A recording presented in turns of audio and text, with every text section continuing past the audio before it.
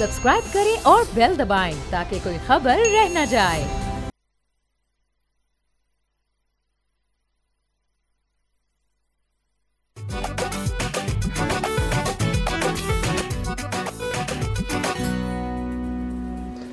अस्सलाम वालेकुम, बोलो जनाब में बहुत बहुत खुश आमदीद। मैं हूं असद निज़ामी, मेरे साथ हैं अली आफ्ताब।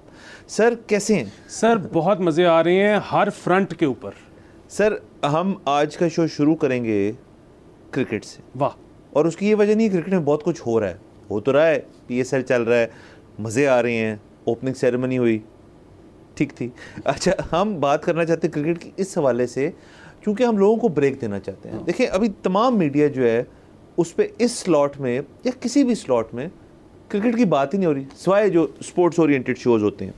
सो हमारा ये फ़र्ज़ बनता है कि हम ऑडियंस को ब्रेक दें, और हम आज के शो में सियासत है और ढेर सारी है और उसके ऊपर बड़ी ज़बरदस्त बात होगी, लेकिन हमने कहा जी कि थोड़ी सी ब्रेक। तो PSL के अंदर कल के रोज़ पहला जो मैच था लाहौर के अंदर, लाहौर हार गया इस्लामाबाद से। लाहौर जब कराची से हारे कोई मसले वाली बात नहीं, लाहौर इस्लामाबाद की कोई राइवलरी नहीं है। इस्लामाबाद से हारे हैं, दुख हुआ, कोई मसले वाली बात नहीं, आगे देखेंगे। और क्वेटा और पेशावर का मैच जो आज के दिन हुआ है वो क्वेटा जीत गया, और बाकी मैचेस जो हैं अब चल रहे हैं। सो वेरी गुड मैचेस अब डेली हुआ करेंगे, डेली उनके ऊपर गुफ्तगू हुआ करेगी। हम अलबत्ता अपने शो के ऊपर इसको एक परमानेंट फीचर बनाएंगे जब तक PSL चल रहा है। तो सर क्या खबरें लेकर आए? सर देखें, हमने परसों वाले शो में एग्जैक्टली यही तो कहा था कि इस्लामाबाद यूनाइटेड से बड़ी तो टीम इस वक्त ऑन पेपर है ही कोई नहीं, और लाहौर जो है उनको काम करना पड़ेगा अपनी बैटिंग पे, क्योंकि हुनो गल्ला नहीं रही हैं बॉलिंग इच, और हमने ये पहले बता दिया था। इसी तरह मुझे बड़ा दुख होता है कि हम बार बार बात करते हैं बैट्समैन के ऊपर, बॉलर के ऊपर, टीम मैनेजमेंट के ऊपर। जो सबसे एक इस तरह के टूर्नामेंट्स में इम्पॉर्टेंट फैक्टर है वो होते हैं ग्राउंड्समैन। देखें, मैं और आप तो पुरानी जनरेशन है, हमने तो पाकिस्तान के ग्रेट फास्ट बॉलर्स देखे हुए हैं, वेस्ट इंडियन भी देखे हुए हैं।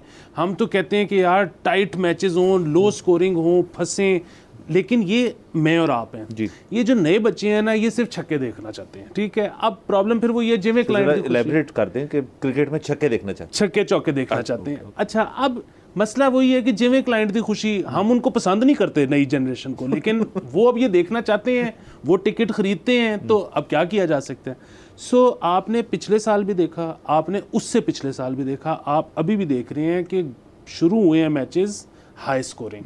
इसका मतलब है कि ग्राउंड्समैन ने बेहतरीन पिचें तैयार की हुई हैं, लेकिन जैसे जैसे टूर्नामेंट आगे जाएगा क्या इतनी हाई स्कोरिंग रहेंगी या मैचेस लो स्कोरिंग होना शुरू हो जाएंगे। हमारा एक बहुत बड़ा मसला और भी है, वो ये है कि एक तो ये कि हम पिचेस कम इस्तेमाल करते हैं, एक तो ग्राउंड्स कम है, ठीक है। मतलब वो जाहिर है, वो तो उसमें मजबूरी है कि हम पेशावर नहीं यूज़ कर रहे हैं, हम कोयटा नहीं यूज़ कर रहे, उसमें मतलब जो भी लॉजिस्टिकल या दहशतगर्दी के फैक्टर्स हैं वो दैट्स अनदर प्रॉब्लम।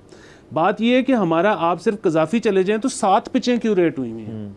अभी आपको बताया जा रहा होगा कि जी सेमीफाइनल हम नई पिच पे खेलेंगे, एकदम से सेमीफाइनल वाला दिन आएगा तो आपको बताया जाएगा कि नहीं जी हम वो पुरानी पिच यूज़ कर रहे हैं। भाई क्यों?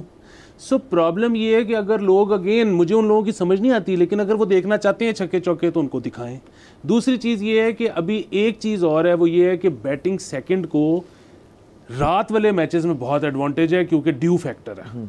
सो लेकिन जैसे जैसे अभी गर्मी आएगी, मतलब आपको पता है मुश्किल से हफ्ता रह गया सर्दी का, तो जैसे जैसे गर्मी आएगी ड्यू फैक्टर ख़त्म हो जाएगा, तो उसके बाद बैटिंग सेकेंड एडवांटेज भी ख़त्म हो जाएगा। ये मैं रात वाले मैचेस की बात कर रहा हूँ। सर बिल्कुल ये आपने ज़बरदस्त एनालिसिस किया। एक तो मैसेज चाहूँगा कि आप ज़्यादा पीछे ना पड़ें, हमारी जो माली बरादरी है प्लीज़ उनके ऊपर, वो क्यूरेट भी ठीक करते हैं, वो पिचेस भी रखते हैं, शुक्र करें ये हो रहा है। अच्छा, उससे आगे मैं चलता हूँ कि एक क्रिकेट के अंदर हमेशा हमने देखा है कि होम ग्राउंड एडवांटेज हर स्पोर्ट में होता है, क्रिकेट के अंदर ज़्यादा होता है क्योंकि जो पिच होती है वो आपकी मर्ज़ी की पर तैयार होती है, और जो अवे टीम आती है आपके पास खेलने के लिए, उनके लिए एक डिसएडवांटेज इस वजह से होता है क्योंकि उन पिचों के ऊपर आपका हर किस्म की आपकी टीम का लाइनअप देख के वो सेटअप करते हैं। क्या हमारी जो ये PSL है उसके अंदर फ़र्ज़ करें लाहौर के अंदर मैच है, तो ये लाहौर कलंदर्स के पास मैंडेट होता है पिच कैसे सेट करनी है, क्योंकि लाहौर के अंदर तो लाहौर का मैच शायद ना भी हो। सो ये एक सवाल मेरा है कि ये क्या पिचेस की जो अथॉरिटी है वो एक यूनिफाइड है कि यार हर पिच हर स्टेडियम में तमाम मुल्क के अंदर एक ही बंदा करेगा या एक ही ग्रुप करेगा, या हर सिटी की जो टीम है ये उनका है? देखें, मैंडेट तो सिटी की टीम का है, ये दिस इज़ लाहौर's होम ग्राउंड। वो वाकई ये बता सकते हैं कि पिच कैसी होनी चाहिए और वैसी होनी चाहिए, लेकिन अनफॉर्चुनेटली ऐसा नहीं होता। उसकी वजह ये है कि सर होम और अवे से ज़्यादा बड़ी पावर अब बन चुके हैं वो लोग जो टिकट खरीदते हैं। सो वो ये चाहते हैं कि हाई स्कोरिंग मैच हो। देखें, अगर कल मैंडेट चलता होता लाहौर कलंदर्स का, तो लाहौर कलंदर्स क्या कहती कि हमें बॉलिंग पिच बना के दो, क्योंकि बैटिंग तो हमारी वैसे फायरवर्क्स हम कर ही नहीं सकते जैसे इस्लामाबाद कर सकती है, हमारी तो स्ट्रेंथ ही बॉलिंग है। लेकिन आप देखें कल वाले मैच में 400 तकरीबन रन हुआ है दोनों इनिंग्स मिला के, आज भी तकरीबन 400 रन हुआ है। सो बैटिंग पिचेस थी। सो ये कभी भी नहीं हो सकता कि लाहौर कलंदर ने ये पिच मांगी हो, लेकिन ऑडियंस ये मांग रही है, तो अब वो डिक्टेट करेंगे। अच्छा, उसके साथ साथ क्रिकेट की दुनिया, ये तो PSL की हद तक है, मोहम्मद हफीज़ फाइनली उन्होंने कह दिया कि मैं अलहदगी इख्तियार करता हूँ इस सारी चीज़ से। अब वो क्या करेंगे? अब क्या होगा ये हमें नहीं पता। देखें, हम तो PSL की जोन में घुस गए, अब हम भूल जाएंगे कि हमारी जो नेशनल टीम है आगे जाके बड़ी चीज़ें हैं, जाके वर्ल्ड कप है जून में। सो उसके लिए क्या तैयारियां हो रही हैं? उसके लिए मतलब मैं चाहता हूँ अपनी हद तक, क्योंकि मैं PSL देखता तो हूँ ऑब्वियसली, जितने आप इन्वेस्टेड हैं शायद उतना मैं नहीं हूँ। मैं नेशनल क्रिकेट जो है उसके ऊपर ज़्यादा इन्वेस्टेड हूँ, और मैं चाह रहा हूँ कि उस पर क्लैरिटी आए कि जी अब क्या होने को जा रहा है, कोच कौन है, टीम क्या है, कैप्टन कौन है, क्या हो रहा है। अच्छा देखें, अगर तो होता ना, वहाब रियाज साहब भी जो हैं, जो कि हमारे केयर टेकर स्पोर्ट्स मिनिस्टर थे पंजाब के, वो भी कहानी जो है वो सारी अभी ख़त्म हो जाएगी ना, केयर टेकरी जो है वो ख़त्म हो जाएगी, तो उसके बाद क्या होना है? अच्छा देखें, ये बड़ा अनफॉर्चुनेट मामला होता अगर इसके बाद टेस्ट चैंपियनशिप होती, अगर इसके बाद ODI वर्ल्ड कप होता, तो बहुत अनफॉर्चुनेट होता। Fortunately right after this we have T20 world cup. So T20 के लिए इससे बेहतर तैयारी क्या हो सकती है कि सारे लड़के T20 खेल रहे हैं। अच्छा, ये कबल अज वक्त है फैसला करना कि हमारी टीम क्या होगी वर्ल्ड कप के लिए, क्योंकि टीम तो बननी ही। नंबर 2 चीज़। नंबर 3 चीज़ ये है कि जो आपने जिस तरह से कहा कि हफीज़ साहब ने अलहदगी इख्तियार कर ली है, ये बस वो होता है ना कि मियाँ बीवी में भी जब अलहदगी होती है तो वो अलहदगी बहुत पहले हो चुकी होती है, एक पार्टनर को लेट पता लगता है। तो हफीज साहब वो पार्टनर है जिनको लेट पता लगा है, तो उन्होंने कहा हुन मेरे वालों भी अलहदगी है। वाह, हाँ, उन्होंने तस्लीम किया इस फैसले को जो कि गैर हतमी था, अब हतमी हो गया। हाँ, लेकिन आपको पता है पाकिस्तान में ना कुछ पता नहीं होता, हो सकता है कि ज़का अशरफ साहब 7वीं दफ़ा PCB चेयरमैन आ जाएं, तो जब वो आएंगे तो हफीज साहब उनके साथ जहेज में आते हैं। जी सर, लेकिन देखें अब हम असल में नकवी साहब जो है ना, उनके ऊपर अभी भी देखें वो ड्यूल रोल में अभी भी वो केयर टेकर चीफ मिनिस्टर हैं पंजाब के, जो कि बहुत बहुत बड़ा एक काम होता है, सबसे बड़ा। सो इस वक्त वो ड्यूल रोल अदा कर रहे हैं, PCB को भी थोड़ा टाइम दे रहे हैं और पंजाब को भी थोड़ा टाइम देना पड़ रहा है उनको। लेकिन अब ये मामला कुछ ही देर में, अल्लाह करे कि ये मामला जो है सेटल हो जाए और उनको तमाम उनका जो वक्त है फिर हो जाएगा कि वो PCB को सर्विस दे पाएंगे। और आप और मैं, मतलब ये आपके ही तवसत से मैं बयान करना चाहता हूँ अपनी तमाम ऑडियंस को कि हम बड़ा लुक फॉरवर्ड कर रहे हैं। हमें उनकी पंजाब के अंदर जो परफॉर्मेंस थी हम उससे खुश थे। आप इख्तलाफ कर सकते हैं कि उनकी चॉइस ऑफ प्रोजेक्ट्स जो हैं वो थोड़े थे कि मतलब वो डेवलपमेंट की हद तक थे, बट PCB के अंदर आप देखिएगा जो वो इनसाइड जो चीज़ें ना, इनसाइड डेवलपमेंट जो है, जिनमें सड़कें और फ्लाईओवर वगैरह नहीं बनाने, उसको कैसा करते हैं, मेरे तो ख्याल में बड़ा अच्छा काम करेंगे। देखिए, मैं मुहसिन नकवी साहब को जो लोग मिलते होंगे, ख़ास तौर पे साफ़ी मिलते होंगे, वो उनसे नौकरी मांगते होंगे। मैं उनसे नौकरी नहीं मांग रहा, ना उनकी सहाफ़ती उसमें, आप टीम में जगह ना मैं उनसे टीम में जगह मांग रहा हूँ, ना मैं PCB में नौकरी मांग रहा हूँ। मुझे उनसे सिर्फ एक छोटी सी चीज़ चाहिए कि नेशनल क्रिकेट अकेडमी का मुझे कार्ड बनवा दें। मेरी ज़िंदगी का सादा सा शौक़ है कि मैं सुबह सुबह उठ के ज़रा एकेडमी जाके 50 गेंदें खेल लूँ ना, तो उसके बाद सारा आगे मेरा दिन स्मूथ गुजरेगा। अच्छा, 50 गेंदें आप खेलना चाहते हैं? सर मुझे देखें, मैं अब आपने बात की शरारत आई, मैं इस वजह से बता दूं कि आप सिर्फ वहाँ जा रहे हैं कंटेंट के लिए। आप नेशनल अकेडमी जा रहे हैं, आपके पास जेब में कैमरा होएगा, आपने 50 बॉलें मारनी है और फिर आपने जाके पूछना है लोगों से कोई गालदास कोई इंटरेस्टिंग। नहीं, मैं हरगिज़ ऐसा नहीं करूंगा। मैं फ़ोन बाहर रखवा के जाऊंगा। देखें सर, अगर तो मेरे पास पैसे होते ना बॉलिंग मशीन ख़रीदने के, तो मैं NCA की मेम्बरशिप भी ना मांगता। मैं चाहता हूँ कि मैं सुबह सुबह जाऊँ, सर आपने 50 गेंदें खेली हो ना, आपका सारा दिन ऐसे हवाओं में उड़ते हुए गुजरता है। सर आप ऐसे में देखा है कि आप तमाम जगहों की मेंबरशिप चाहते हैं। प्रेस क्लब, वो तो देखिए मैं बताता हूँ ऑडियंस को, खबर दे देता हूँ कि आपकी प्रेस क्लब की मेंबरशिप तकरीबन हो गई है या पूरी हो गई? नहीं सर, तकरीबन हुई है, और वो भी एसोसिएट। सर वो ठीक है ना सर, कहीं से शुरू करेंगे तो कहीं जाएंगे। उसके अलावा अब आप NCA की मांग रहे हैं, नेशनल क्रिकेट अकेडमी की मेंबरशिप। सो ये ठीक है ये सब कुछ, लेकिन इसके साथ साथ मैं चाहूँगा कि आप जो हैं अपनी मेंबरशिप्स का स्कोप वाइड करें थोड़ा सा। कुछ और इदारे भी आप जहन में सोचें को आप प्रेस कोर जो है, जो फॉलो करेगा नए प्राइम मिनिस्टर को, उसकी मेंबरशिप जो है उसके ऊपर हम जाते हैं कि मतलब और यहाँ पे इसके पास निज़ाम नहीं होता जो अमेरिका में होता है। अमेरिका को पता है एक प्रेस का डिवीज़न फॉलो करता है पूरे उसको। यहाँ तो क्या है, जब प्रेस कॉन्फ्रेंस होती है तो तमाम लोग पहुँच जाते हैं। मेरा दिल है कि एक इस किस्म की चीज़ इस मुल्क में हो, मेंबरशिप हो कि जी ये प्राइम मिनिस्टर साहब जो हैं या चीफ मिनिस्टर साहब जो हैं, इनका एक कोर प्रेस ग्रुप है और उसका हिस्सा आप और मैं होंगे। तो आप सोचें क्या होगा सर। वो कोर में जाने के लिए पहले आउटर कोर में आना पड़ता है, और अभी आपको पता है कि इन्हीं नकवी साहब ने 3300 प्लॉट दिए साफियों को, और हम अप्लाई भी नहीं कर सके क्योंकि हम प्रेस क्लब के मेंबर ही नहीं थे। सर सब ठीक हो जाएगा, टेंशन नहीं। इसी बात पे हमने जाना है एक ब्रेक की, वो ब्रेक के बाद हमारे पास आपके लिए एक गेस्ट भी है, हमारे साथ रहिएगा।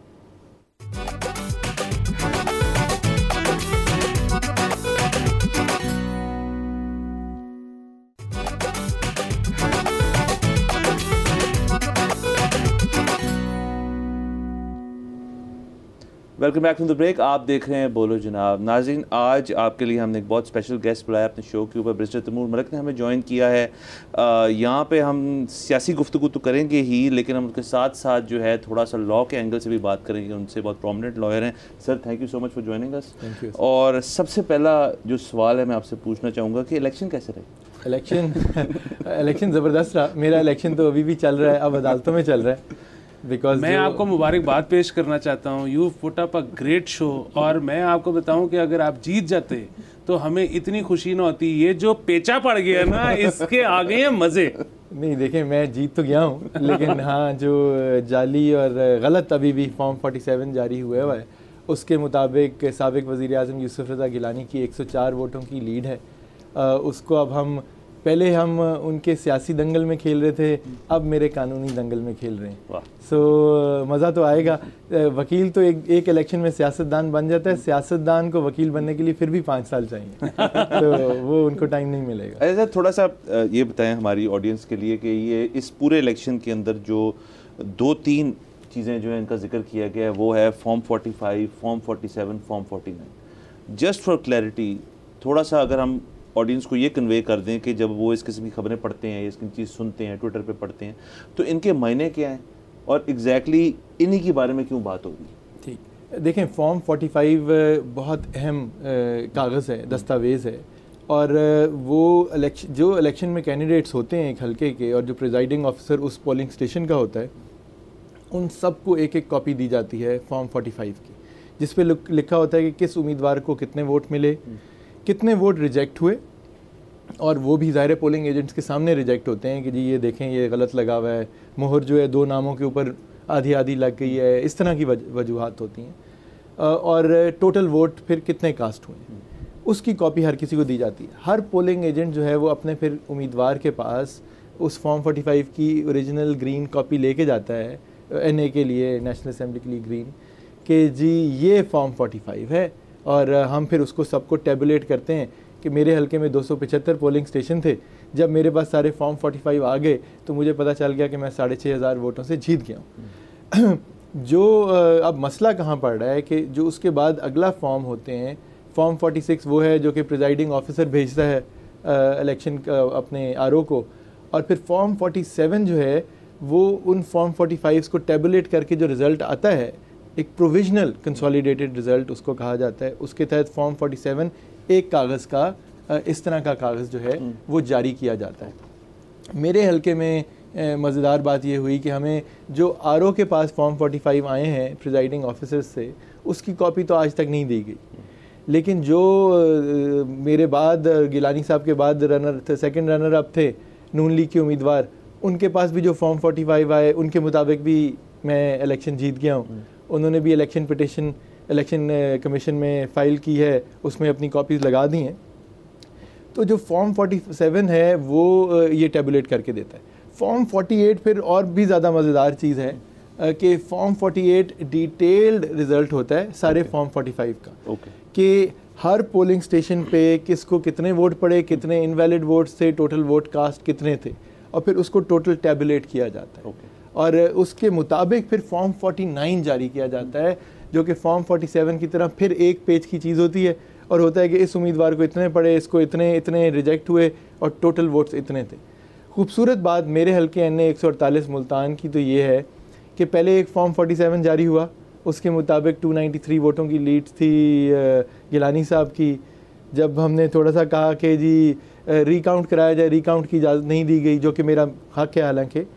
फिर एक और फॉर्म 47 जारी कर दिया गया। आपकी बात काट रहा हूँ, लेकिन वो आपका हक क्यों है? 5% वाली बात भी ज़रा बताइए। जी, जो इलेक्शन एक्ट है वो ये कहता है कि अगर 5% से कम या 8,000 से कम वोटों का डिफरेंस है तो the returning officer shall give an opportunity to recount the votes. So बड़ा वाजे, मेरे केस में तो 0.0 कुछ % की का डिफरेंस है। अगर वो मान भी लिया जाए तो रिकाउंट तो हक बनता है, और रिकाउंट टाइमली हक इसलिए बनता है कि हमें भी पता है कि खदशात क्या हैं। खदशात ये हैं कि डब्बे खोल के डबल स्टैम्प कर दिया जा रहा है वोट्स को, और इस पे आप मज़ीद पूछेंगे, मैं आपको कुछ बड़ी मज़ेदार एग्जांपल्स दूंगा।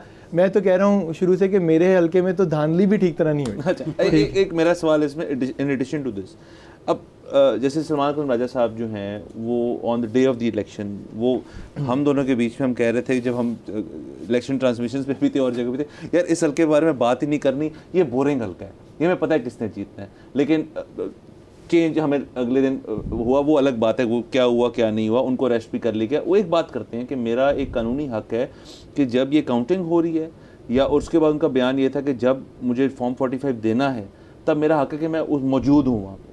सर, इसको भी क्लियर कर दीजिएगा कि एक कैंडिडेट के जो हक है कि वो पोलिंग स्टेशंस मुख्तलिफ या RO के दफ्तर के अंदर, उसकी एग्जैक्टली क्या ECP कहता है कि आप कहाँ कहाँ बैठ सकते हैं when everything is happening. Election जो कैंडिडेट होता है इलेक्शन में, और उसका जो इलेक्शन एजेंट भी, आप 3 इलेक्शन एजेंट अपने अपॉइंट कर सकते हैं, उनके भी कार्ड बनते हैं। ओके, वो तो हर जगह जा प्रायर टू इलेक्शन 1-2 दिन पहले इशू कर दिए बता देते हैं, बताते हैं, उनके ID कार्ड की कॉपी देते हैं, आप दरख्वास्त देते हैं कि मैं कैंडिडेट हूँ और मेरे ये इलेक्शन एजेंट्स हैं। वो इलेक्शन पोलिंग एजेंट तो होता है हर पोलिंग स्टेशन पे, उनके लिए तो आपने अथॉरिटी लेटर देना है। हाँ। आप अपना पोलिंग एजेंट खड़ा कर सकते हैं, मेल फीमेल पोलिंग स्टेशन पे हर जगह। ये अलग हैं 3। ये इलेक्शन एजेंट हैं, ये RO के ऑफिस जा सकते हैं, ये प्रोविजनल कंसोलिडेशन में, फाइनल कंसोलिडेशन में प्रेजेंट हो सकते हैं, रिकाउंट में प्रेजेंट हो सकते हैं। सो मैंने भी इसी तरह 2 वकीलों को अपना इलेक्शन एजेंट बनाया। अब बात यह है कि मैं भी सलमान अकरम राजा साहब की तरह जाने की कोशिश की। मैंने अपने RO के पास, जब इलेक्शन ख़त्म हो गया और ये काउंटिंग का सिलसिला शुरू हुआ, पहले तो जाने नहीं दिया गया। फिर बड़ी मुश्किल से मैं वो काला कोट वाला ज़ोर आजमाई करके और कानून पढ़ा के अकेला अंदर घुस गया। जब मैं RO के दफ्तर के, जहाँ पे वो कैंप ऑफिस उन्होंने लगाया हुआ था, और ख़ूबसूरत बात है कि मेरे ही जहाँ मैं पढ़ा हूँ, जहाँ मेरी वालदा प्रिंसिपल रही हैं मुल्तान पब्लिक स्कूल में, उसी की एक क्लासरूम के अंदर हमारा NA 148 का ये सब मामला चल रहा था। मैं अंदर घुसा हूँ तो मेरे पीछे एक DSP, दूसरा SP, SHOs आ गए और मुझे लिटरली वहाँ से बाहर ले गए। और मैंने अपने RO को कहा कि ये कैसे हो रहा है, मेरा एक कानूनी हक है, और मेरे इलेक्शन एजेंट का भी, कि जब अब आपके सामने हर पोलिंग स्टेशन के लोग आएंगे, वो बताएंगे कि जी इतने वैलिड वोट हैं, इतने इनवैलिड वोट हैं, तो हम देख सकते हैं। आप मज़ीद तो इनवैलिड कर नहीं सकते, कर सकते हैं तो हमारी मौजूदगी में करेंगे ना जी। सो उस सारे अमल से हमें बाहर कर दिया गया। सो ये बहुत बड़ी गैर कानूनी हरकत थी। मैंने उसके ऊपर उसी दिन रात को एक वकील के तौर पे इलेक्शन कमीशन ऑफ पाकिस्तान, बल्कि चीफ इलेक्शन कमिश्नर को भी, अटॉर्नी जनरल ऑफ पाकिस्तान को कंप्लेंट फाइल की। उसके ऊपर इलेक्शन कमीशन ने RO और डिस्ट्रिक्ट रिटर्निंग ऑफिसर से जवाब मांगा। कल वो जवाब आया है, और उसमें रिटर्निंग ऑफिसर ने बड़ी खूबसूरती से ये कह दिया है कि हर किसी का हक है उसमें मौजूद होना। मेरी तरफ से कोई इंस्ट्रक्शन नहीं दी गई थी कि कोई किसी किस्म की रिस्ट्रिक्शन लगाई जाए। तो सवाल उठता है कि फिर मुल्तान की जो एडमिनिस्ट्रेशन है उनके ऊपर सवाल उठेगा ही। हम इसको बहरहाल कानूनी मामलात को आगे चलाएंगे। सलमान राजा साहब और तैमूर मलिक मामला नहीं छोड़ने वाले, ये आप तसल्ली रखें। ज़बरदस्त। अच्छा, सो बुनियादी बात ये है कि एक चीज़ बहरहाल हमें इसमें कमेंट करनी चाहिए कि आपके जो हरीफ थे गिलानी साहब, उनकी तरफ से कोई बदमज़गी नहीं हुई। मतलब जाहिर है इंतज़ामी मामलात क्या चल रहे थे, शायद बहुत ज़्यादा रोल तो उसमें उनका भी नहीं था कि वो क्या चल रहे हैं, लेकिन ये है कि हमने देखा on the face of it cordially आप लोग आपस में डील करते रहे। गिलानी साहब और मेरी तो एक बाज़ार में मुलाकात की जो वीडियो है वो भी पूरे मुल्क में शायद वायरल हुई इलेक्शन कैंपेन में, and was appreciated as a good gesture कि हर जगह इलेक्शन शायद ऐसे होना चाहिए। बिल्कुल। सो वो वज़ादार आदमी है। मैं भी उम्मीद रखता हूँ कि एक वकील के तौर पे, एक पढ़े लिखे शख्स के तौर पे, रिवायती सियासतदान नहीं हूँ कि हम मफाहमत की सियासत करेंगे, पाकिस्तान की तरक्की की सियासत करेंगे। तो मैंने उसी एक सीनियर के तरीके से उनसे मुलाकात की, और जिस दिन आरओ के दफ्तर मैंने 11 घंटे गुजारे, ऑल्दो कैंडिडेट या उसका इलेक्शन एजेंट हो सकता है, गिलानी साहब के 3 बेटे जो अब पार्लियामान की तरफ जा रहे हैं, तीनों मौजूद थे। मैंने उस पर भी एतराज़ नहीं किया, ठीक है कि आ जाएं, ठीक है बात कर लें। मैं अकेला था, मेरे वालिद साहब तक बाहर थे आरओ के दफ्तर के। सो उनके ऊपर बात नहीं है, लेकिन मुझे उनसे एक ये अफसोस है कि सारा शहर, सारा मुल्क जानता है कि तमाशा क्या है। मैं आपको और फैक्ट्स फिगर्स बता सकता हूँ कि 104 वोटों की जाली लीड दिखाई गई। वो साबिक वज़ीर आज़म रहे हैं इस मुल्क के, वो स्पीकर रहे हैं, कस्टोडियन रहे हैं हाउस के, तो वो सेनेट के मेंबर हैं अभी भी। कि वो उनके साथ जिसने भी ये किया, अगर उन्होंने ख़ुद नहीं किया तो उनका वो कोई दोस्त नहीं है, उनके साथ हाथ हो गया, और उनको अपनी सेनेट की सीट की रखवाली करनी चाहिए, नेशनल असेंबली की तरफ रुख नहीं करना चाहिए। ये मेरा मुफ्त कानूनी मशवरा है। अच्छा, इसमें बुनियादी बात ये है कि आज तक कोई भी इलेक्शन ऐसा नहीं हुआ पाकिस्तान में जिस पे उंगलियां ना उठी हों, और वही बात है कि पोलिंग स्टेशंस मैनेज होते आए हैं 70 सालों से, और असद अक्सर ये बात करता है कि एक ट्राइड एंड टेस्टेड तरीका जब आपके पास है तो कुछ नया एक्सपेरिमेंट करने की ज़रूरत क्या है। लेकिन मेरा उसमें आर्ग्यूमेंट यही है कि इस दफ़ा वो हो नहीं सका, और वो हो नहीं सका शायद इसलिए, I am assuming, I have no insight, मेरे पास कोई अंदर की खबर नहीं है, लेकिन मेरा ये ख्याल है कि जिसको जो भी कुछ करने का कहा गया उसकी कोई अपनी डील, अपनी सेटिंग किसी और के साथ थी। सो इवेंचुअली भोंडे तरीके से फॉर्म 47 की वक्त आकर चीज़ें अदल बदल करने की कोशिश की गई। फिर वही बात है, इनका तो मैथ भी ठीक नहीं है। सो ये जो हमारे पास सारे ये जो अब रिज़ल्ट्स आए हैं, इस पे जो भी उंगलियां उठ रही हैं, इसमें एक ये बहुत परेशानी की बात नहीं कि शायद स्टेट अपनी पावर लूज़ करती जा रही है। जो कि देखें, स्टेट को पहली बात है कि मुदाखलत नहीं करनी चाहिए अंदरूनी मामलात में, और सियासत में ख़ास तौर पे। स्टेट को जहाँ मेरे जैसों की मुल्क के लिए ज़रूरत है तो हम सबको खड़े होना चाहिए स्टेट के लिए। खुदा न खास्ता जंग हो जाती है, हमें कॉल कर लेते हैं एज एबल सिटीजन्स, तो क्या हम नहीं करेंगे? मैं कानूनी महाज पे लॉ फेयर के लिए बुला लेते हैं, तो क्या मैं अपने मुल्क का स्टेट इंस्टीट्यूशन के साथ दिफा नहीं करूँगा? ज़रूर करूँगा, मेरे पे फ़र्ज़ है, ठीक है। लेकिन ये जो सियासी मामलात में मुदाखलत है, ये गलत है, और मेरे ख्याल में इससे इन्हें सबक लेना चाहिए कि किस तरह हर चीज़ जो है वो यहाँ हो गई है कि आपकी, मैंने कहा ना, मेरे हल्के में तो धांधली भी ठीक तरह नहीं कर सके। शायद ये है कि मैं वकला के साथ, साबिक सदूर के साथ बार के मैं बाहर मौजूद था, उन्हें जल्दी थी कि जितनी मेरी लीड थी उसको कम कैसे करना है, तो उन्होंने भोंडे तरीके से जो भी रिजेक्ट करने थे वोट रिजेक्ट कर दिए। मैं आपको एक एग्जांपल देता हूँ कि मेरे जो घर का आबाई पोलिंग स्टेशन है वहाँ पे 1138 वोट टोटल पड़े। मेरे फॉर्म 45 और नून लीग के फॉर्म 45 के मुताबिक मेरे 767 वोट हैं, 13 रिजेक्ट हुए। क्या इन्होंने आगे जो किया है आरओ ने के रिज़ल्ट के मुताबिक, उन्होंने मेरे वोट 67 कर दिए और रिजेक्टेड 713 कर दिए, यानी कि 7 उधर से हटा के उधर लगा दिया। 1138 में से 713 वोट रिजेक्ट हो सकते हैं, कहीं हुए हैं कभी? अच्छा, उसमें मज़ेदार है कि जो मेरा MPA का कैंडिडेट है उसको अभी भी 690 वोट मिले हुए वहाँ पे और 10 रिजेक्टेड हैं उसी पोलिंग स्टेशन पे। यानी कि MNA के लिए 700 लोग और ऐसे थे जिन्होंने वोट डालना नहीं आया, लेकिन MPA के लिए ठीक डाल दिया। यहाँ पे कलामी माफ, हमें एक जाना एक ब्रेक के ऊपर, तो मलिक साहब हमारे साथ रहेंगे और मज़ीद गुफ्तगू करेंगे राइट आफ्टर द ब्रेक।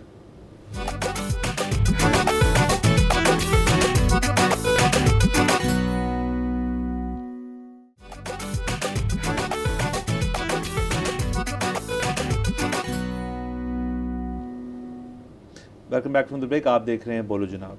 अच्छा सर, ये तो चले आपने अपने भाई की हद तक भी बात बता दी और सारा मामला तो हो गया। अब ज़रा आ जाते हैं आगे क्या होगा। अब हमने ज़रा थोड़ा सा देखना है कि इससे हमने बाहर कैसे निकलना है। मुल्क के अंदर ऐसे ऐसे मसाइल हैं जो कि हमने इकट्ठे मिल के इकट्ठे बैठ के सॉल्व करना ही हमें कहा जाता। नून लीग की तरफ से एक वाज़े क्लैरिटी है आज के दिन भी कि अभी तक जो कल की रात के मुज़ाकरात थे उनके और पीपल्स पार्टी के, जिनके अंदर जो इसहाक डार साहब के घर के ऊपर होने थे, उसके बाद भी कोई क्लैरिटी नहीं आई कि जी मुल्क के अंदर गवर्नमेंट जो है सिवाय 2 ओहदों के जो कि चीफ मिनिस्टरशिप और प्राइम मिनिस्टरशिप, उसके अलावा कौन होगा।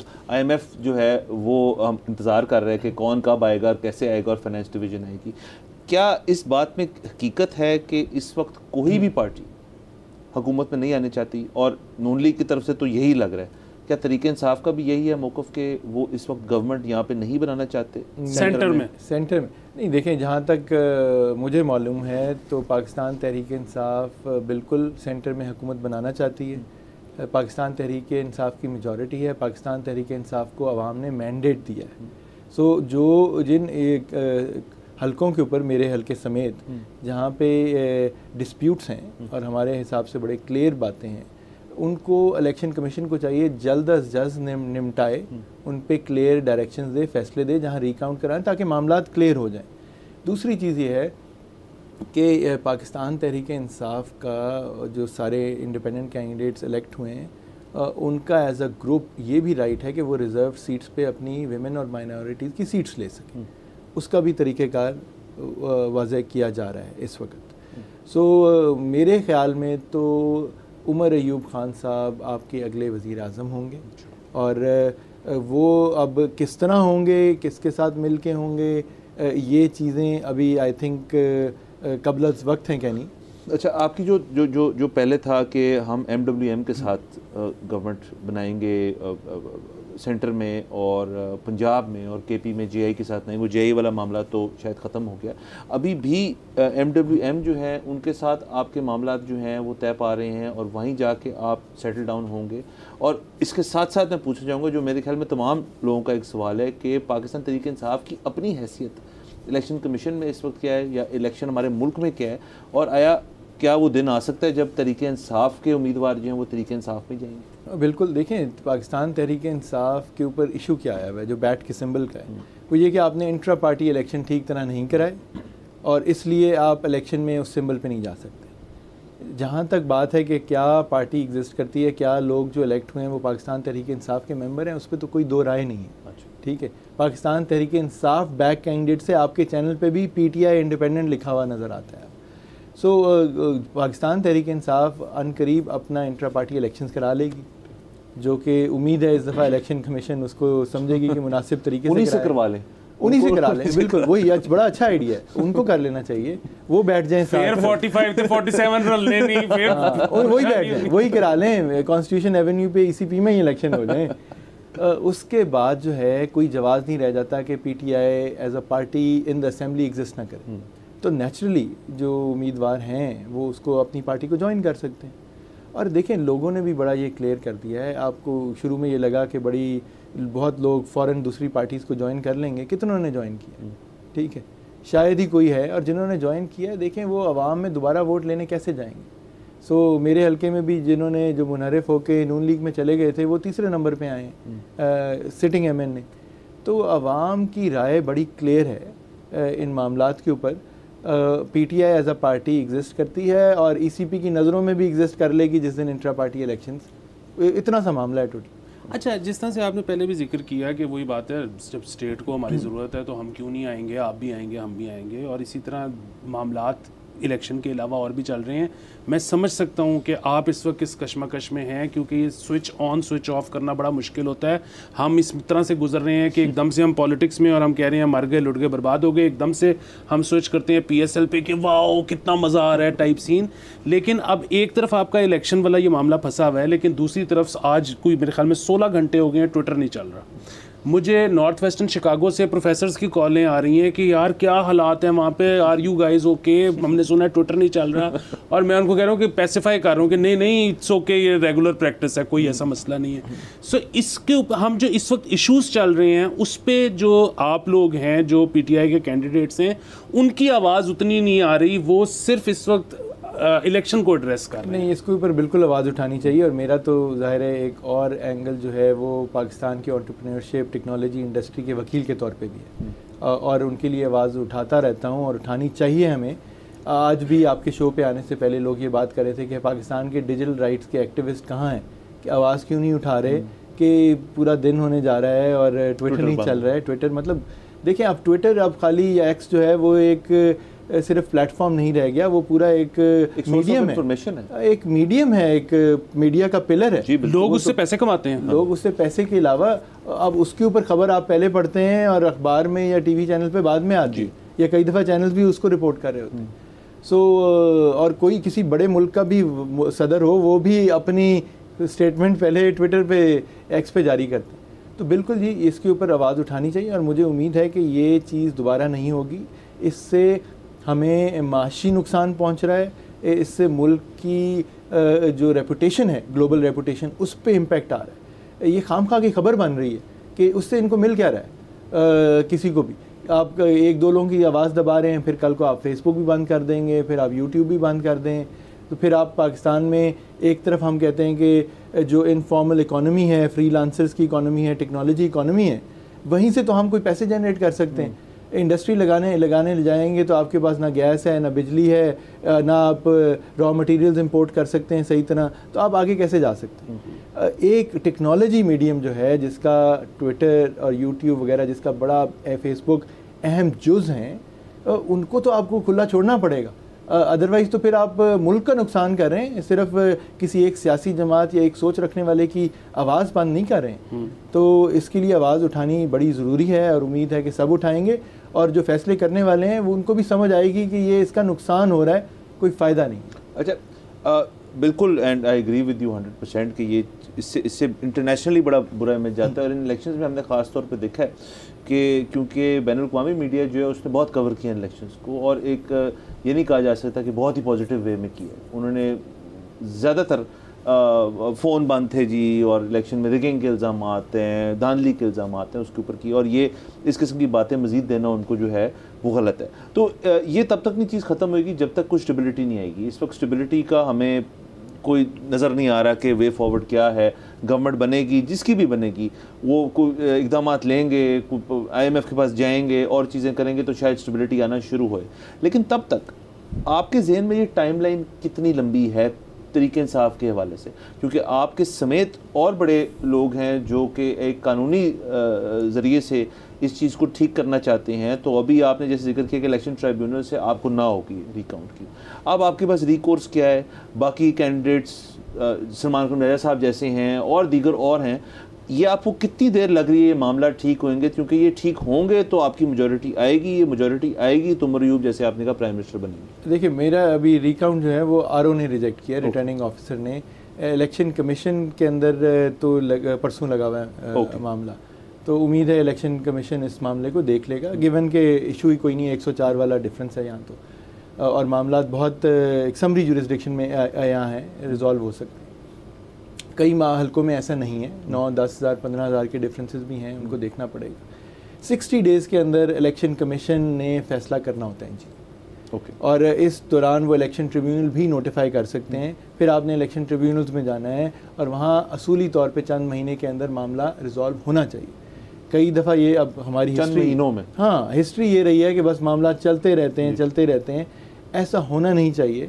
इस दफ़ा तो इनको ज़्यादा ट्रिब्यूनल बनाने पड़े स्पेसिफिक तरीके से। जितनी जल्दी आप ये इश्यूज़ रिजॉल्व करेंगे उतनी जल्दी मुल्क स्टेबिलिटी की तरफ जाएगा।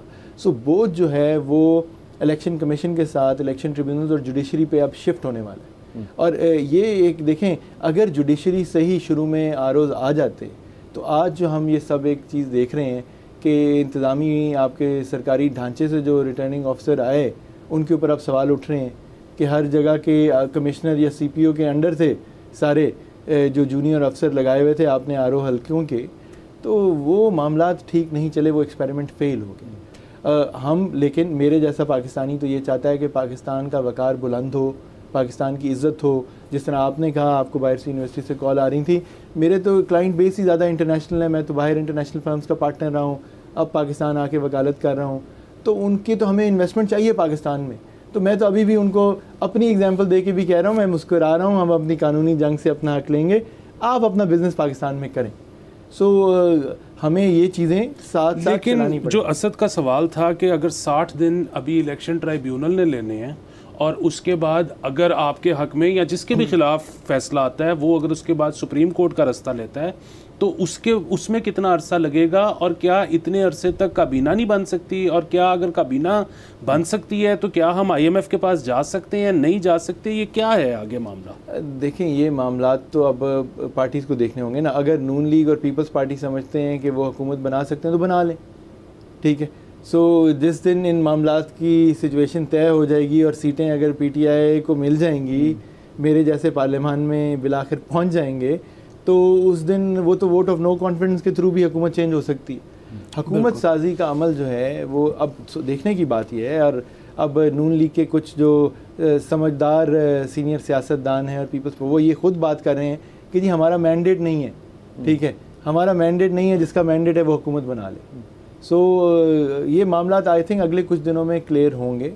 ये जो अबूरी ये केयर टेकर हुकूमत है, ये तो ऐसे नहीं चल सकती। सादिर रफीक साहब ने तो कुछ साल पहले ही कह दिया। अच्छा, मेरे इसमें एक और चीज़ है, वो ये है कि KP की हद तक तो अगर बल्ला मिले ना मिले, रिजर्व सीट्स मिले ना मिले, आप फिर भी हुकूमत बना सकते हैं ना? बिल्कुल।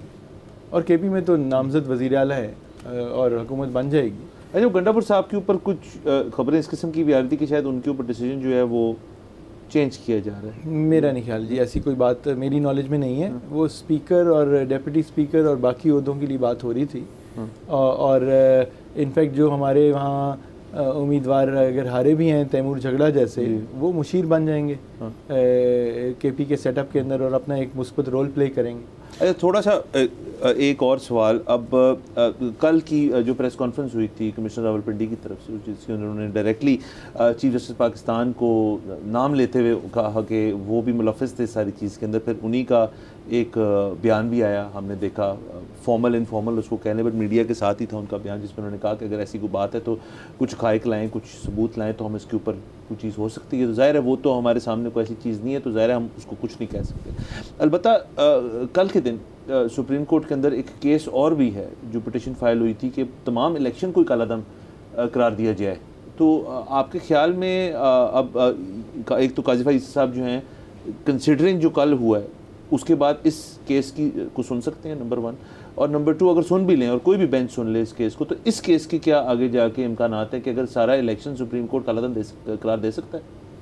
एक चीज़ तो ये है कि उनको असूली तौर पे इलेक्शन रिलेटेड अब केसेस खुद नहीं सुनने चाहिए इस चीज़ के बाद, ठीक है। कमिश्नर रावलपिंडी एक सीनियर ऑफिसर होता है, मैं कमेंट नहीं करना चाहता इस पर मज़ीद, बिकॉज मैंने सिर्फ स्टेटमेंट ही सुनी है, कुछ नहीं देखा। PTI ने खुद एक प्रेस कॉन्फ्रेंस में कहा है कि काजी फैज़ साहब अलीहदगी करें इस केस। अलीहदगी उनको असूली तौर पे करनी चाहिए। देखें, उनका आखिरी साल, अब आखिरी 6 महीने चल रहे हैं शायद एज चीफ जस्टिस पाकिस्तान, उन्हें अपनी लेगेसी के बारे में सोचना चाहिए।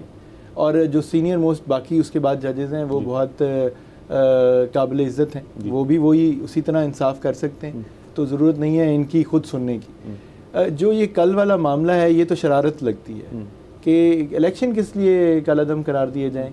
जिधर जिधर गलती हुई है, जिसके ऊपर डिस्प्यूट है, चाहे वो PTI के इंडिपेंडेंट उम्मीदवार वो इशू उठा रहे हैं या किसी और पार्टी की तरफ से कोई इशू उठा रहे हैं, आप उनके ऊपर जल्दी फैसले करें और मामलात को क्लियर करें। इसमें तो कोई बात ही नहीं है ना। मैं तो ये कह रहा हूँ कि अगर मेरे 104 वोटों का डिफरेंस है और मेरे घर के पोलिंग स्टेशन से 713 रिजेक्ट कर दिए गए हैं और मेरे ही नीचे MPA के उसी पोलिंग स्टेशन से सिर्फ 10 रिजेक्टेड हैं, तो ये इसके लिए आपको कोई न्यूक्लियर साइंटिस्ट तो नहीं चाहिए इसको डिटरमिन करने के लिए कि यहाँ क्या हुआ है। और ये मेरे हल्के में मेरे साथ कई पोलिंग स्टेशन में हुआ है मेरी लीड कम करने के लिए। जहाँ इस तरह की वाज़ेह चीज़ें आप उसको क्लियरली डिटरमिन करें, मामलात को आगे लेके जाएँ। जुडिशरी का काम इंसाफ करना है और इंसाफ नज़र भी आना चाहिए। Justice delayed is justice denied. तो जल्दी करना चाहिए। लेकिन ये कल वाली तो मुझे शरारत लग रही है जो केस है, मेरा नहीं ख्याल इस केस का कुछ बनेगा। लेकिन वैसे ये भी एक सवाल है, ज़रा फिलोसॉफिकल सही सवाल है, लेकिन ये है कि is judiciary in the business of law और in the business of justice? Judiciary is in the business of law. मेरे जैसा वकील तो ये कहता है ना, इसीलिए मैं कह रहा हूँ the law very clearly states के 5% से कम, 8,000 से कम मार्जिन हो तो recount shall be given. Shall, it's not may, ठीक है, it's a mandatory requirement which I was denied by my returning officer. So बात यह है, और उसके बाद टाइम का गैप आ गया। देखें, टाइमली रिकाउंट ज़रूरी है ना। हम तो हमारा गिले शिकवे तो एडमिनिस्ट्रेशन से, आरओ से और बाकियों से ही हैं। अब वो पोल डब्बे खोल के रिजेक्ट कर दें, गलत कर दें, जो भी करें, मैं कह रहा हूँ वो भी कर दी हूँ, फिर भी लॉ की डिटर्मिनेशन तो नज़र आ रही है ना। तो आप उधर ये करें, बाकी मफरूज़ों वाली बातों पे आप ना जाएं, ठीक है, लेकिन जहाँ कानून कुछ कहता है वो तो करें। अब मेरे हल्के में जो इन्होंने फॉर्म 49 के तहत गिलानी साहब को नोटिफाई कर दिया ऑफिशियल गज़ेट में, उसके मुताबिक जो वैलिड वोट्स हैं वो 2,19,105 हैं। अगर आप कैलकुलेट कर लें जो सारे उम्मीदवारों के वोट बनते हैं तो वो बनते हैं 2,19,80। तो ये तो फॉर्म ही गलत है उनकी और नोटिफिकेशन ही गलत है। अब एक और फॉर्म जारी करेंगे।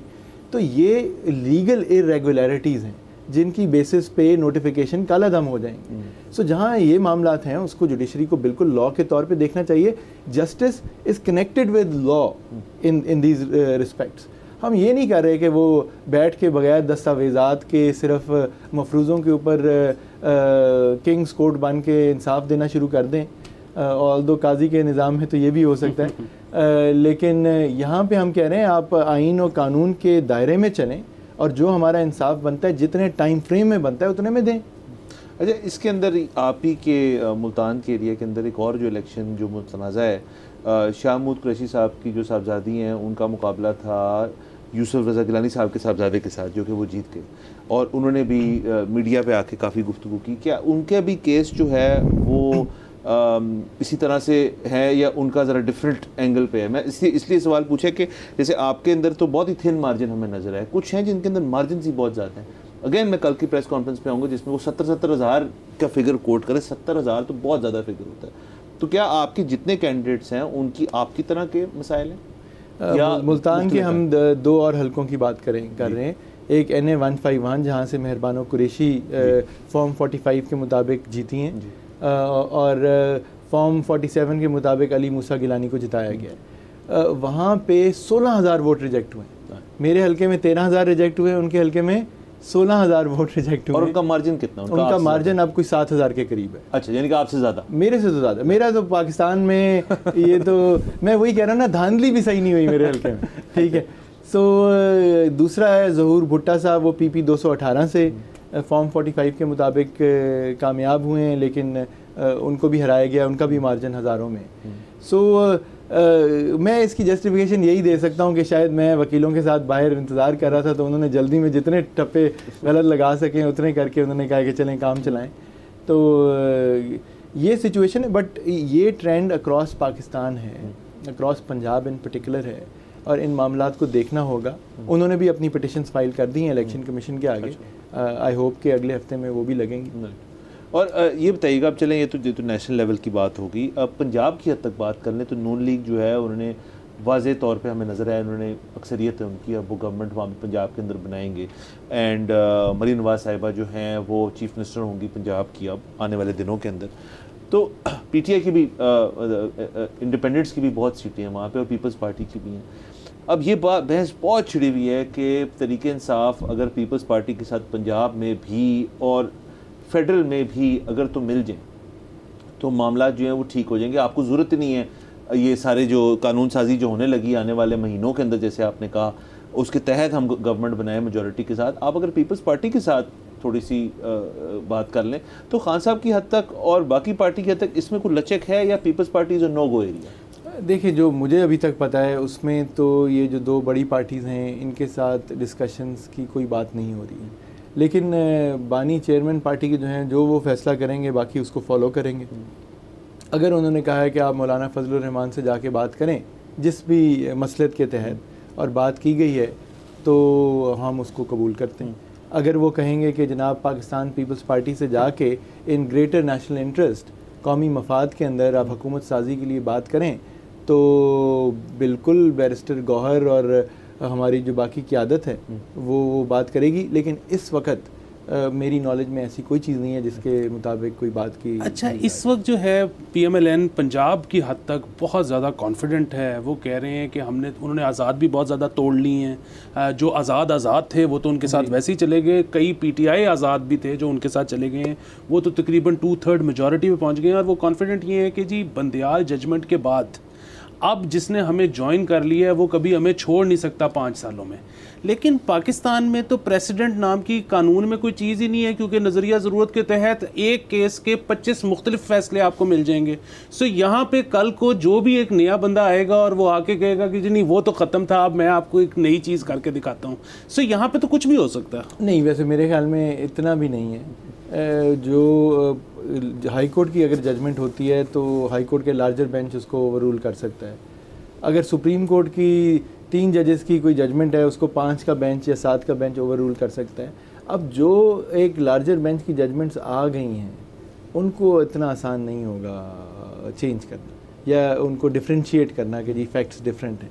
सो जो फ्लोर क्रॉसिंग या हॉर्स ट्रेडिंग वाले मामलात हैं मेरे ख्याल में वो काफ़ी हद तक अब ख़त्म है। सो और ये खुश आइन बात है। सो जिन्होंने अगर इमरान खान के नाम पे PTI के नाम पे वोट लिया है और अब जाके अपनी वफादारियाँ बदल दी हैं तो उनका मुहासबा तो अवाम इलेक्शन में अपने वोट से करेगी अगली दफ़ा, ठीक। सो ये उनके ज़मीर की आवाज़ है जो भी उन्होंने किया है। लेकिन अगर नून लीग की इस मेजॉरिटी पंजाब में वो क्लियरली शो कर सकते हैं तो 100 दफ़ा हुकूमत बनाएं, हम अपोजिशन में बैठेंगे, एक मुस्बत कंस्ट्रक्टिव अपोजिशन का रोल प्ले करेंगे।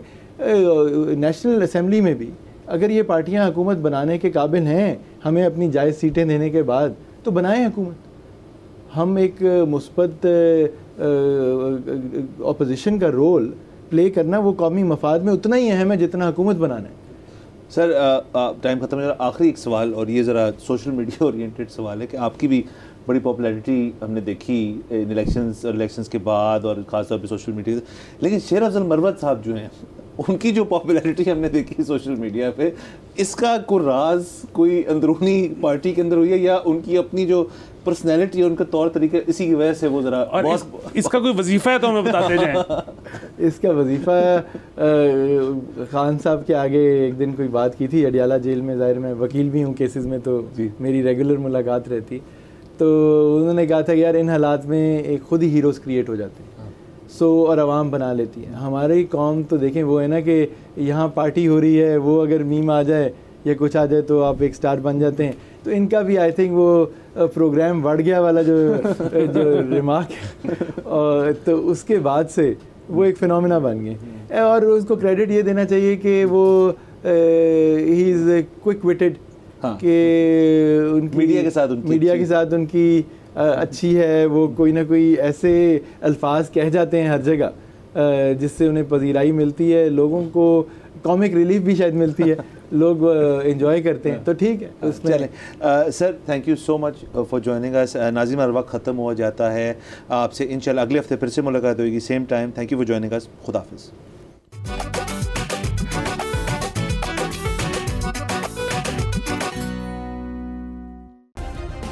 सब्सक्राइब करें और बेल दबाएं ताकि कोई खबर रह न जाए।